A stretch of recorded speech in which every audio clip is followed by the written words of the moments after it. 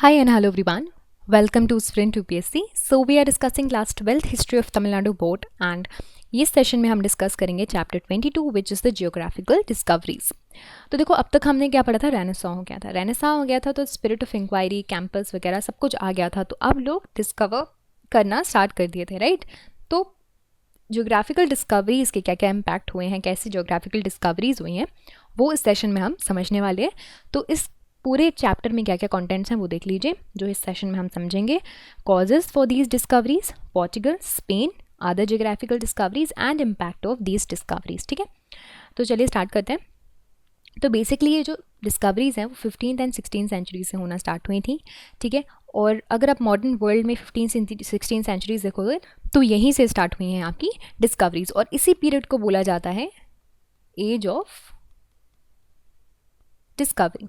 ठीक है, अब इस डिस्कवरीज में क्या हुए, नए नए रूट्स इन्होंने ढूंढे, new routes, new sea routes to the east as well as discovery of the new continents were done, like America वगैरह को फाइंड आउट किया, जिसकी वजह से पूरी जो हिस्ट्री है that radically changed, transform the history.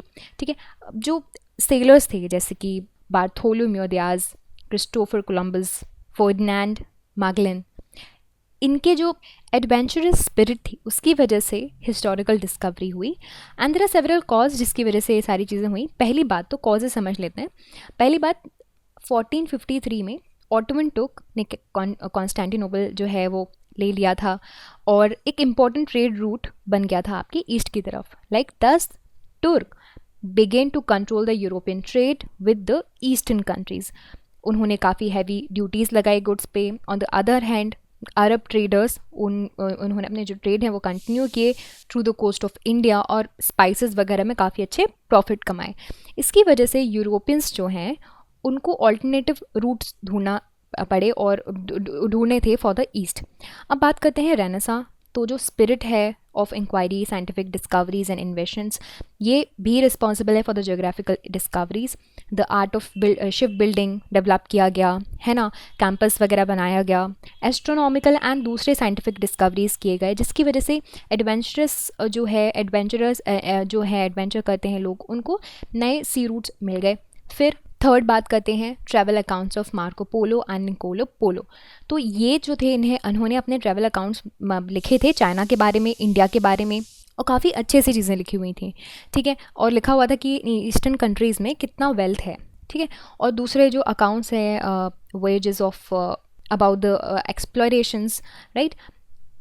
There is a merchant handbook that describes all known trade routes between the Europe and Far East, and similarly secrets of the faithful crusader told about the Asiatic cities and eastern cities. तो वो उसकी वजह से लोग attract हुए। फिर other factor was the spirit of adventure, desire to new land, competition for the exploration. और ये कॉम्पिटिशन किसके बीच में हो रहा था, ये आपस के यूरोपियन नेशन ही आपस में कॉम्पीट कर रहे थे। ठीक है, कि हम कैसे पहुंच पाए, हम ये देश पहुंच गए, हमने ये देश देख लिया। तो इसकी वजह से जो है these all are the causes. Portugal कैसे हुआ और स्टार्टिंग कैसे हुई, तो पहला first great wave of expedition launch किया गया था पोर्टुगल के द्वारा। यहाँ के जो रूरल थे हेनरी, ठीक है, इनको द नेविगेटर भी बोला जाता है। इनके एफर्ट्स के द्वारा ही Madeira and Azores islands they were found. इनका जो मेन प्रोजेक्ट था that was the west coast of Africa. Sailors ने जो है डिस्कवर किया cap Varde islands and Henry although 1416 तक ही रहे, बट उनकी जो ज़ील है उसकी वजह से पोर्टुगीज़ में वो आ गया कि ठीक है हमें इन्वेंशंस करने हैं, जोग्राफिकल डिस्कवरीज करनी है। फिर 1480s में बार्थोलोम्यू दियाज वो साउथ अफ्रीका के एकदम टिप पर पहुंच गए और उन्होंने उसको बोला the cape of storms. Okay, but due to why he call this cape of storms, due to the terrible storms that he experience that. फिर उसको लेटर ऑन यही बोला जाता है केप ऑफ गुड होप, है ना, जो जिसकी वजह से पूरे ईस्टर्न कंट्रीज़ में लोग आ पाते हैं। वास्को डिगामा ने इस रूट को सक्सेसफुली फिर फाइनली जो है फाइंड किया था in order to find the India. ये काफ़ी सिग्निफिकेंट इवेंट था जब वास्को डिगामा ने भारत के लिए जो रूट है वो ढूंढा था। बात करते हैं स्पेन की। तो पुर्तगाल के बाद स्पेन एक्सप्लोरेशन की रेस में आ गया। Christopher Columbus he was a very genius seller. उन्होंने सोचा कि चलो अब ईस्ट में ट्रैवल करते हैं and he plan to discover a new sea route to the east by travelling the westward, तो गोल है ना। तो after securing monetary assistance from the king queen, इन्होंने अपनी जर्नी स्टार्ट कर दी। After a very long difficult voyages he reached an island of Bahamas, तो Bahamas तक पहुँचे और उनको लगा कि वो इंडिया के शोर पर पहुँच गए। इसी वजह से यहाँ पे जो नेटिव्स हैं उस वहाँ पे आइलैंड के वहाँ पे इंडियंस बोलते हैं। नाउ उन्होंने तीन और वेजेस किए, और जो कैरिबियन सी है, सेंट्रल अमेरिका है, यहाँ पे इन सारे आइलैंड्स को ढूंढा। और even today these are called as West Indies due to this reason only, क्योंकि उनको लगा था कि वो इंडिया है। Later in 1501 Amerigo Vespucci he as an Italian navigator, जो स्पेन के किंग हैं उनके सपोर्ट के थ्रू ये साउथ अमेरिका में जो है वहाँ पे इन्होंने एक्सप्लोर किया। ये कंक्लूजन पे आए कि what Columbus has discovered was not India but a new world, right. India तो नहीं था लेकिन एक और नया वर्ल्ड मिल गया हमें। हम ढूंढने इंडिया गए थे लेकिन हमें कुछ और मिल गया, and therefore a new continent came out and it is known as the America. However, Columbus is considered as an discoverer of America. फिर 1493 में क्या हुआ, जो पोप अलेक्जेंडर 6 थे, इन्होंने एक he issued a bull in order to prevent this dispute of exploration between the Spain and Portugals. So ये इन्होंने इसको पपाल बुल भी बोलते हैं, द ऑर्डर ऑफ पोप भी बोलते हैं। सो according to it an imaginary line was drawn dividing the globe into east and west। तो एक imaginary line draw कर दी कि ईस्ट एंड वेस्ट अब डिवाइड हो जाएगा। Spain was given the right to possess the island on the west and Portugal was on the east, ठीक है। तो ईस्ट एंड वेस्ट में इनको डिवाइड कर दिया। तो इसी वजह से स्पेन जो है अब वो केप ऑफ गुड होप है साउथ अफ्रीका से, वहाँ से ईस्ट इंडीज़ नहीं जा सकता, ठीक है। तो अब उसको दूसरा रूट ढूंढना पड़ेगा। Therefore Spain plan to reach east by sailing westward, okay. तो अगस्त 1519 में Ferdinand Magellan he sailed with the 5 Spanish ships from Port Sevilla.